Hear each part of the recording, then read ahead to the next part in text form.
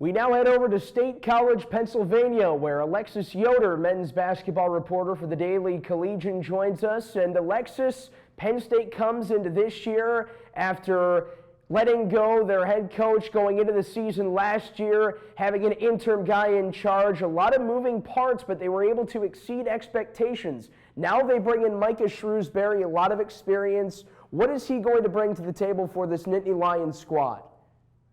Well, Micah Shrewsbury brings a wealth of knowledge to this Penn State program. He has experience in the NBA, coaching with the Boston Celtics. He's helped players like Jaylen Brown and Jason Tatum develop their shots and how they play the game. And then he got a lot of experience leading the offense at Purdue. And Purdue is clearly one of the top programs in the Big Ten this year. And now he brings that knowledge to Penn State and a lot of new moving parts in this team as several players that were key contributors last year transferred out of the program, but they retained some of those players like John Harrah and Miles Dredd, who have a lot of Big Ten experience. So combined with their experience in the Big Ten and Micah Shrewsbury's knowledge, that's what he brings to this team.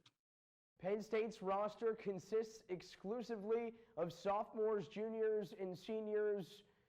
What does that say about the returning roster, and how is that going to help them in terms of experience on the hardwood?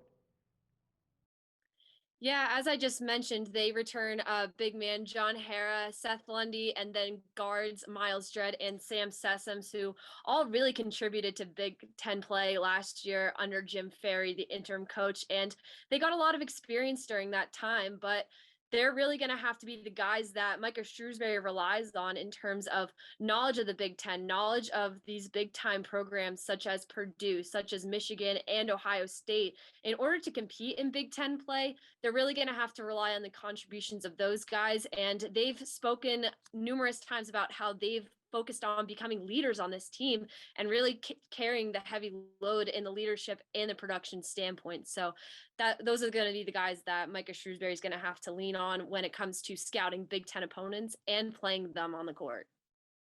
So with no freshmen on this roster, Coach Shrewsbury goes out and gets some key transfers in Jalen Pickett, Jaheim Cornwall, among others. What is this transfer outlook going to bring to PSU in the starting lineup and beyond?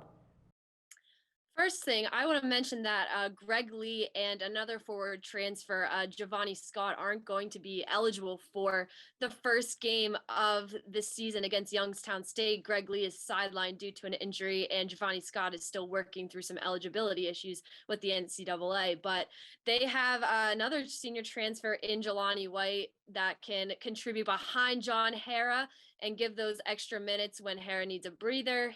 They're going to really have to rely on that transfer in order to control the paint, something that Penn State struggled with last season in Big Ten play, especially against forwards like Kofi Coburn, who are just so dominant on the interior. And then Jalen Pickett is really going to have to take on more of point guard responsibilities as Jamari Wheeler transferred out of the program to Ohio State. He really handled a lot of the leadership and getting the offense started for the Nittany Lions last year. So between Jalen Pickett and Sam Sessoms, they're really going to have to take on the point guard responsibilities. But Jalen Pickett, a lot of experience from his prior days in the collegiate games. So he's really going to have to take on a big responsibility here in replacing Jamari Wheeler.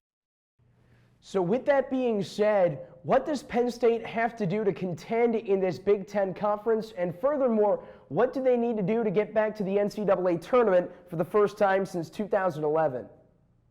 Yeah, this team definitely has NCAA tournament aspirations, to say the least. In the opening press conference for the Nittany Lions this year, John Harrah was asked about what his goals are for this season, especially coming back after entering the transfer portal. And he said, all I want to do is see the NCAA tournament. That's all I want to do this year. That's all we want to do this year. So you can tell that this team is really motivated in that sense, but they need to find their identity as a team quickly, especially with all these new parts and these key players transferring out of the program. And Micah Shrewsbury emphasized the importance of staying healthy. And this team already is having problems with injuries, as I said, with Greg Lee. They need to, and Miles Dredd also suffered an injury during the preseason. So keeping your key guys like them healthy is really going to be, it's going to be a game changer when it comes to getting into Big Ten play, like I said, against all of those tough opponents. But, Penn State has to beat the teams that they're supposed to be at the bottom of the Big Ten, where they've been ranked in some of the preseason rankings, like the Minnesotas of the world, the Wisconsins, and all those kind of teams. They need to take care of those teams, especially at home. They need to own their home court in the Bryce Jordan Center before they can start going on the road and taking on the Purdue's, the Michigans of the Big Ten. So they really need to win the games that they need to win, build that confidence up, especially against some of these lower level opponents like Youngstown State that they're going to be playing in non-conference play. Really finding their identity and gelling as a team in those non-conference games is going to pay dividends when it gets into this grueling Big Ten schedule. We now head over to the East Coast, where Chris Sakonas, sports director for WRSU, the student station of the Rutgers Scarlet Knights, joins us here on Lantern TV. And Chris, thanks for taking the time out to join us. Happy to be here. So the Scarlet Knights are coming off a historic 2020-2021 season as head coach Steve Pikiell leads Rutgers to not only one of their better seasons in regular season history over the last couple of years, but also their first NCAA tournament win since 1991. How do they follow it up and translate last year's success into this year's in Big Ten and NCAA tournament play? Well, I think getting Geo Baker and Ron Harper Jr. back is absolutely huge. Without that, in the case of Geo, the extra eligibility year from COVID, without that, I don't think we'd be talking about a potential return to the NCAA tournament. They'd still be, competitive. I think even without them, they'd probably be like around an NIT caliber team, but having those two back allows them to sort of stay in the mix. And in my opinion, I think they're going to end up on the right side of the bubble. The other factor to this is Cliff Amourier. His development and his, sort of strides year over year. Because one of the things that Rutgers didn't really have before Miles Johnson came around was like a really dominant big in the paint. Cliff Amourier has ultimately, in my view, a higher ceiling than Miles Johnson. And we all know what Miles Johnson can do. There's a reason why he's now the centerpiece of a UCLA team that many people expect to be a Final Four contender. But if Cliff can take a big step in his development from a promising freshman year and really cement his role as that number one big, I think having him there taking big strides, I think having Ron and Geo, sort of bringing that continuity in that core, I think those three are going to be the big factors in, what it takes for them to sort of build off the success and, the milestones they reached last year and turning that into a successful season this year. You take a look at that projected starting outlook. Geo Baker also out there. Paul Mulcahy, Caleb McConnell rounding out the backcourt. Down low at the 5 spot, like you said, Chris, Cliff Amourier. And then right in front of him at that guard forward hybrid, Ron Harper, who many people thought might have been the National Player of the Year contender last year through the first half of the season. He was purely dominant. How big is Ron Harper going to be this year for the Scarlet Knights? Well, he's going to be huge, no matter what. I think, he played very well in that front half of the season, December leading into the beginning of January. What happened with him was it wasn't necessarily like other aspects of his game were suffering, in my opinion. I think the biggest thing was the shot just stopped falling for whatever reason. He was shooting lights out, 40+% from deep. I think there were a few games where he hit the majority of his threes, and it looked like he was on pace to finish with 25 points per game. Finished around 15, 16 off the top of my head, which is still pretty solid. I think getting a more consistent shot, he doesn't even need to be as hot as he was last year, but he needs to be consistent. You have to go in and know that you can expect however many points a game out of him. The ups and downs are kind of what limited Rutgers from potentially, finishing higher in the Big Ten and at the end potentially making a further run in the tournament than they ultimately did. So I think him becoming a more consistent and better shooter, especially on the perimeter, is going to be a big key. But I really think that he's going to take some big steps forward in his game. With that being said, what do Rutgers need to do overall to break out of that middle of the pack and contend in the Big Ten? What they need to do to break out of the pack? Well, I think it's going to take a couple things. One, and this is obviously the one that's least in their control, but they got to stay healthy. Geo Baker, Ron Harper, Cliff Amourier. These are guys that all at one time or another were sort of banged up. And even when they came back from their injuries, they weren't, like 100%. And you could tell, like, especially in the case of Geo Baker, it took him a while to get back going after that ankle injury. So staying healthy is obviously going to be key. I think sort of the development of not necessarily like the guys that we mentioned only, but also, Paul Mulcahy, someone who has, really sort of grown into his role a little bit year over year. Now he's going to be the primary ball handler now that Jacob Young is off to Oregon. So he's going to have a massive role in that regard. And, I think that how he produces there could really determine the fate of the season, if I'm being honest, once you step into those more role pieces. Another question mark, and someone who I think in the discussion in a lot of the Big Ten media, not saying you specifically, but is Caleb McConnell, because he was initially supposed to medically redshirt last year. And then, it healed up a bit. He got the extra year of eligibility with COVID anyway. So he said, might as well make a run of it. Never really got his shot going. He's always been known as more of a defender, long arm, 6'7", 6'8" height. Someone who really prides himself in playing tough defense. And when I went out to Big Ten media days in Indy, the thing that really struck me is he said, my goal is to A, become a much better shooter, and B, win Big Ten Defensive Player of the Year. If he's able to get close to that even, I think that this Rutgers defense is going to be one of the best in the country. And I think that Rutgers, if they can get that out of him and out of those other guys, I think that there's a legitimate chance that Rutgers this year is better than Rutgers last year.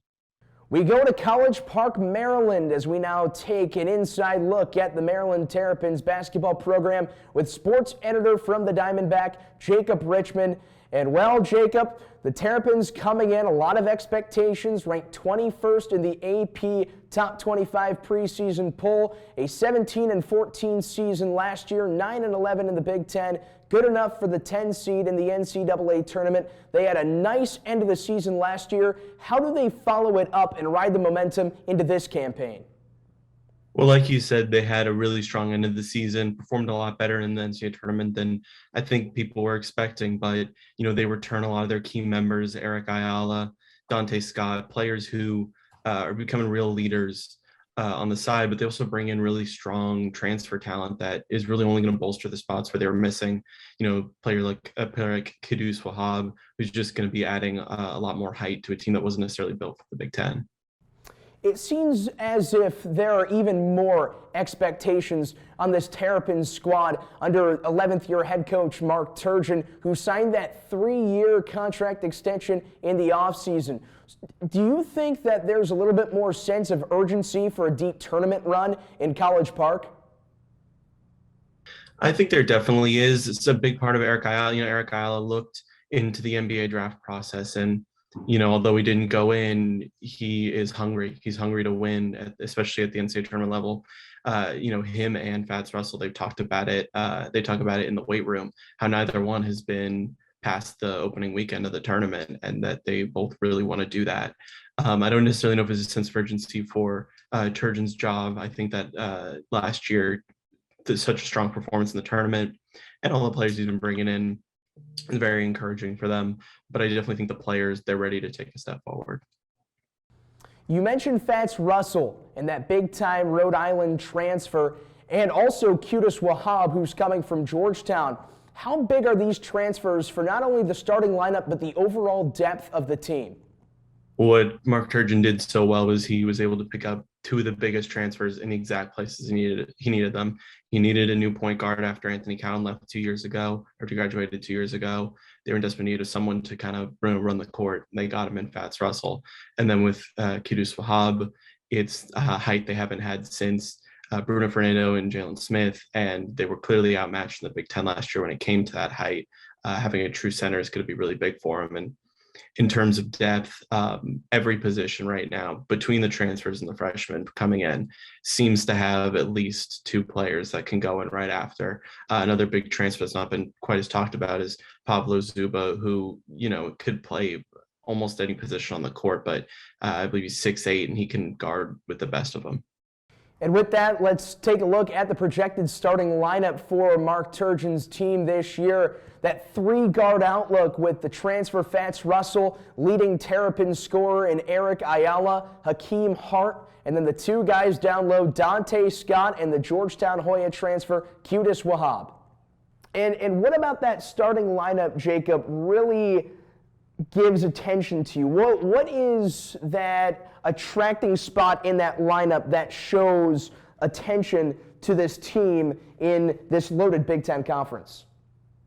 I think the biggest part of the lineup is the height and athleticism that they're bringing this year.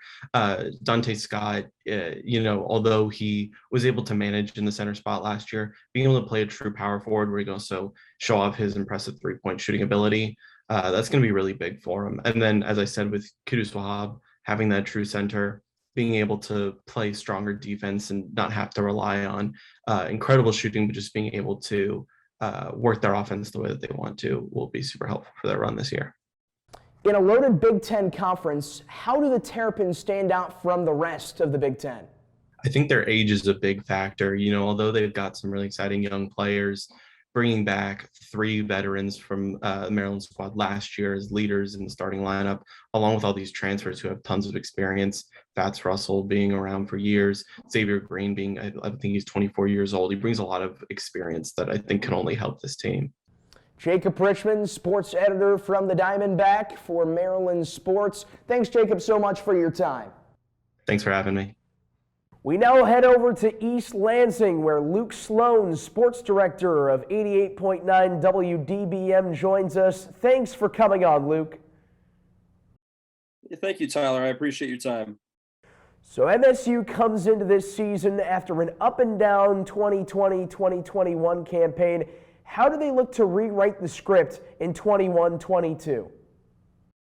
Well, Tyler, I think rewriting the script is a really good way to put what the Spartans are trying to accomplish this year. In 2020, they did not have a full off season, which was something that really hindered the team, especially with a lot of new contributors. They didn't have a pure point guard. And those are probably the top two things that are going to be improved. They had a full off season in the weight room.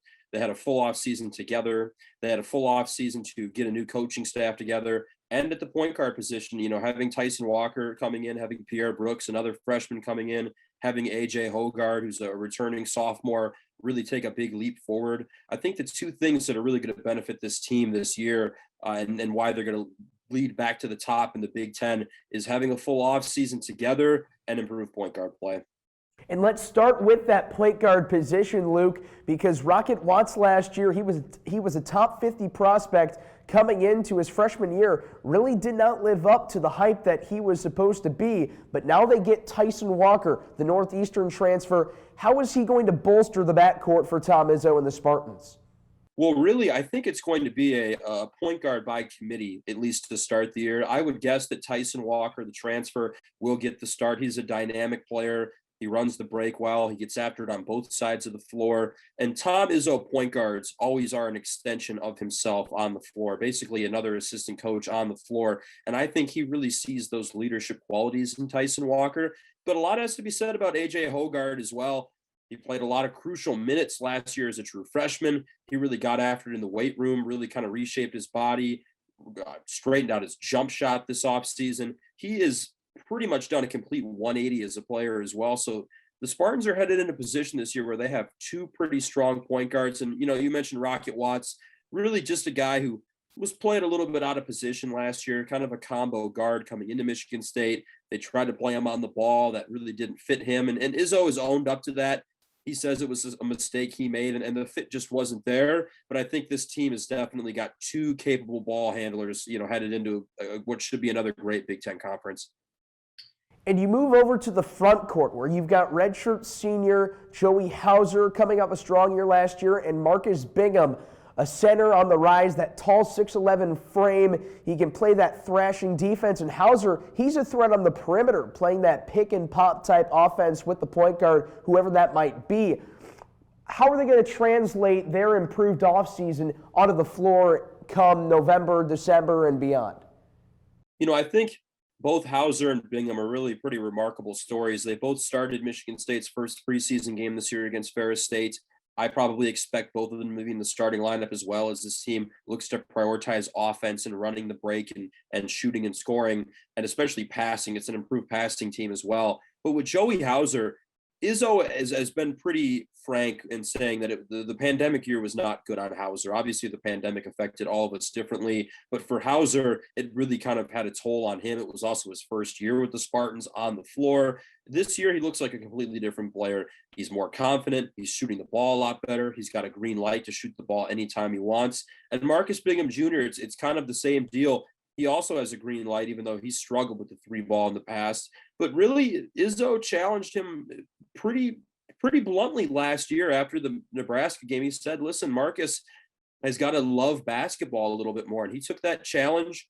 He really improved himself on the offensive side. He's a good shot blocker. He can switch on defense. He stays in front of people really nicely. Both of them kind of were challenged by Izzo and had different challenges that they both got through last year. And I think they're both going to get through them pretty nicely this year and be consistent starters for this team. So I expect big things from both those guys. As you can see, the projected starters there up on your screen. Recently talked about Joey Hauser, Marcus Bingham in that front court, Tyson Walker leading the back court, Gabe Brown, another contender in the middle. But another interesting guy to take a look at, Luke, is Max Christie, five-star McDonald's All-American, and he can light it up from deep. Look for him to boost that shooting from beyond the arc. 1,000,000%. Max Christie is a guy I don't expect to be in the green and white for very long. He is as ready to be in the pros as any guy on this Michigan State roster. He plays multiple positions. He can guard pretty much 1 through 4. He's got good size, good speed. He hits the glass. He is really an all-around player. He's a two-way player, which I think Izzo especially loves. Shoots the lights out. Really name a tool in Max Christie's toolbox, and he has it. But I think the thing that's going to make him an effective player this year for the Spartans is his maturity and poise. No stage is going to be too big for Max Christie. He's a poised player. He's a mature kid for being just a freshman. He's got every tool you want in a two guard, especially in the Big Ten. Tom Izzo reminds him, he reminds Tom Izzo a lot of Gary Harris, who's now in the NBA. I wouldn't expect Max Christie to be on the campus of Michigan State for very long because he's pro ready. He's mature. He's going to be a starter on this team, and he could be a guy who could win Freshman of the Year in the Big Ten. Special thanks to Luke Sloan, sports director for 88.9 WDBM. Luke, thanks for joining us today. Thank you, Tyler. Look forward to seeing you soon for Big Ten play. Among one of the rising programs in the Big Ten are the Indiana Hoosiers, and live from Bloomington, the sports editor of the Indiana Daily Student and men's basketball reporter Tristan Jackson joins us. And Tristan, the Hoosiers go out a 12-15 season last year, 10th place finish in the Big Ten overall. They part ways with Archie Miller and bring in Mike Woodson. How big was that addition, and was it surprising to you at all that they went to the IU alum Mike Woodson? I don't think it was surprising that they went with an IU alum. I think that's something that kind of the fan base was really looking for, someone with IU ties. I think that was really kind of where I guess some of the distrust, I don't know if distrust is the right word, but like some of the hesitancy to kind of get behind Archie Miller.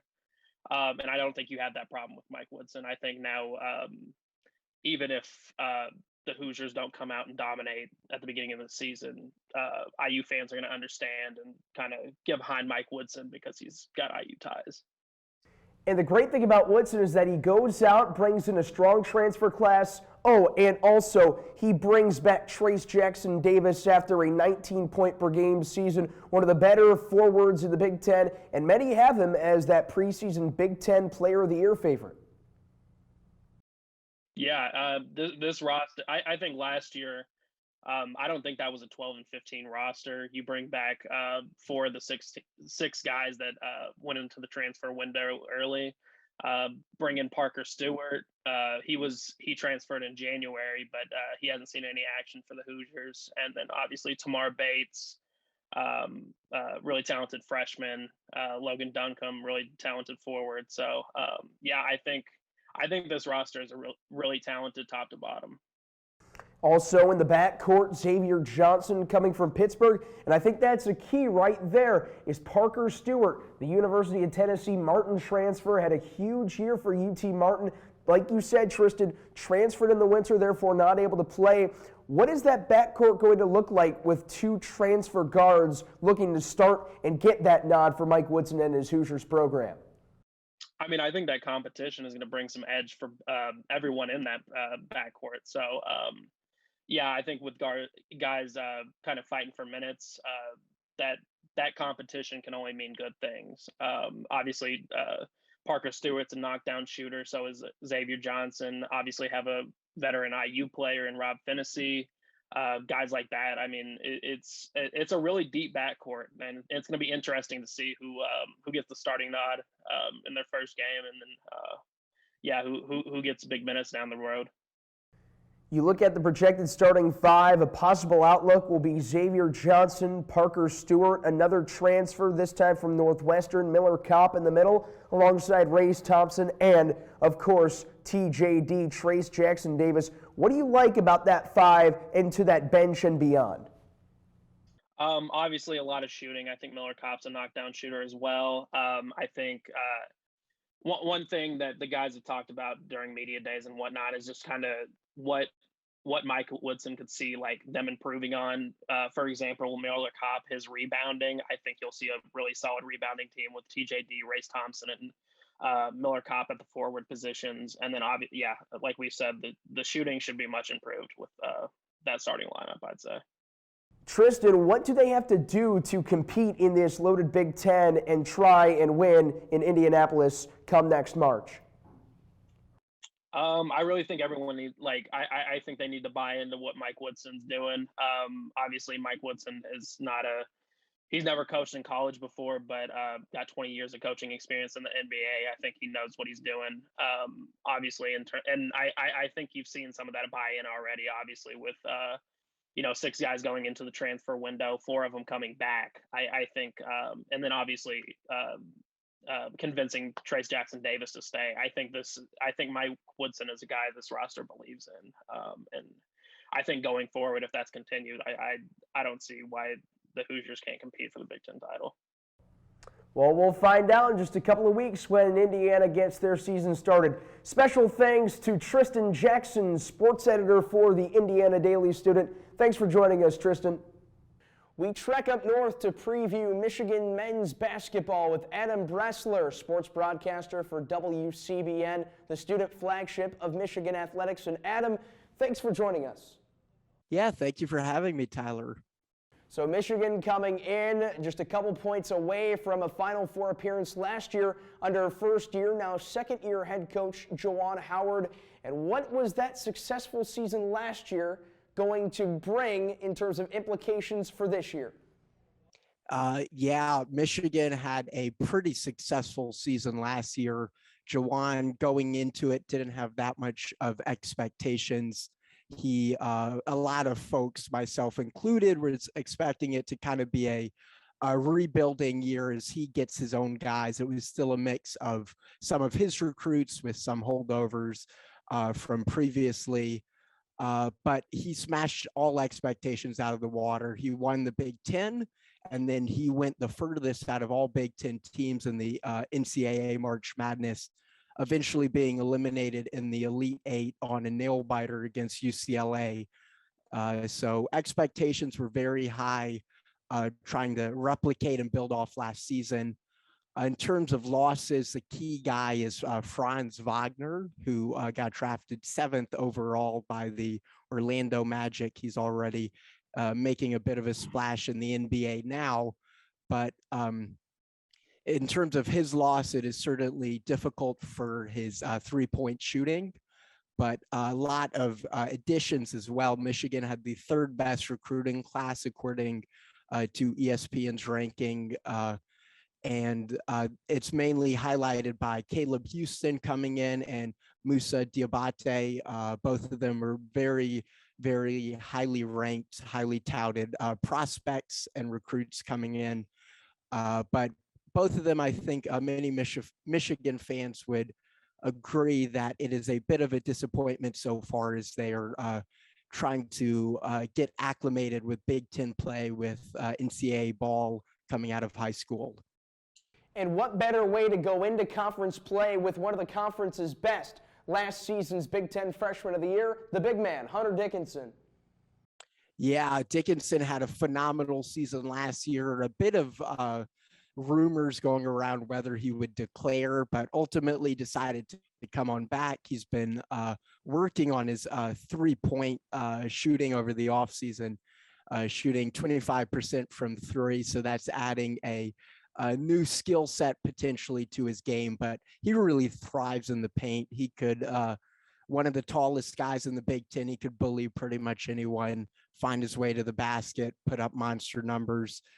So far, he's averaging about 15 points a game, but I imagine that'll increase as he gets more minutes during the Big Ten play.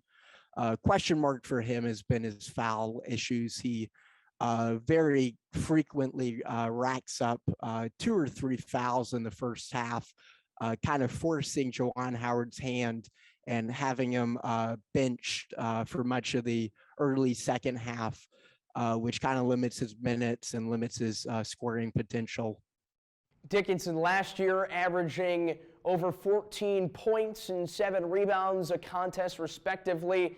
But outside of Dickinson, Adam, there are still a lot of great starters out there. You look at the backcourt, a tall backcourt.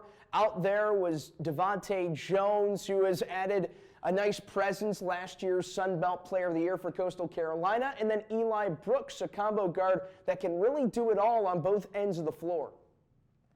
Yeah, and first with Jones, he is certainly an interesting piece to add in. Shawnee Brown was a grad transfer last year for Michigan, and he ultimately decided to leave. I believe he's on the practice squad for the Lakers now.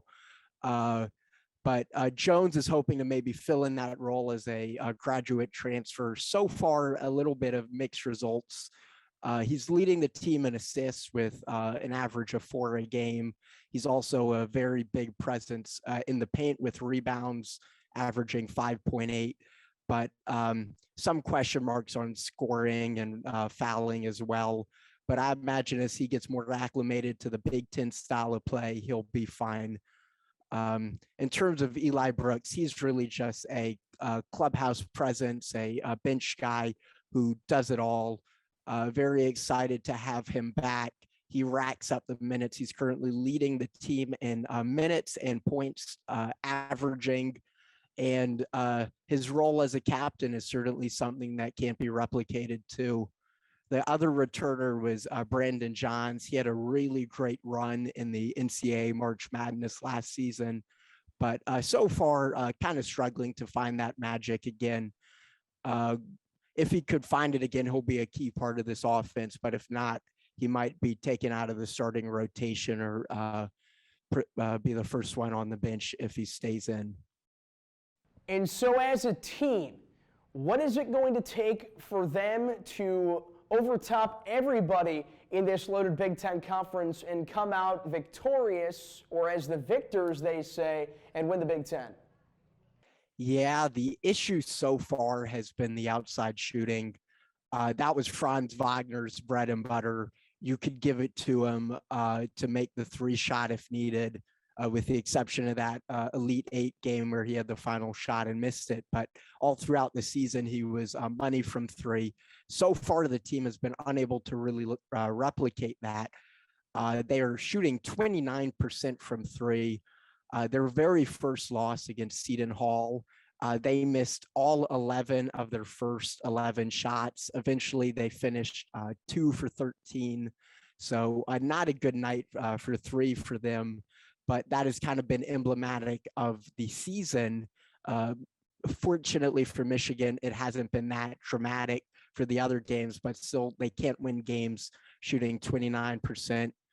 The other thing is the free throws. 66% from the line isn't a successful formula. And once again, that's kind of missing Franz Wagner being one of the most elite pure shooters that Michigan has seen since Nick Stauskas, I would say. Michigan has a ton of great guys in the paint, ton of great guys who could drive to the basket and put it in.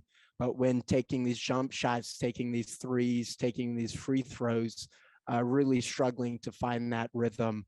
And that'll be the key to turning around this season once Big Ten play begins. They have a game against Minnesota next weekend. And then following that, starting in January, the regular slate of Big Ten play. Shooting when it matters most, a key to keep an eye on for this Wolverine squad as they enter conference play. Special thanks to Adam Bressler, WCBN broadcaster, the student radio station of the Michigan Wolverines. And thanks again, Adam, for joining us. Yeah, thank you for having me. Always enjoy discussing Big Ten basketball, and I'm looking forward to the upcoming season.